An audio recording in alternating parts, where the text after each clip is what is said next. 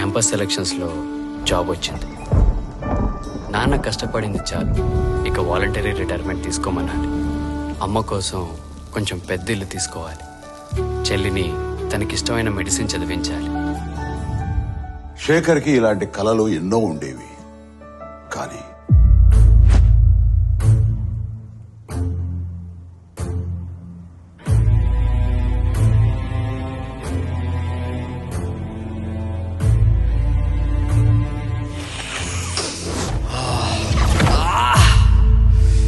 Drugs అలవాటయ్యాక శేఖర్కి తన కలలతో పాటు జీవితంలో మరెన్నో దూరం అయ్యాయి.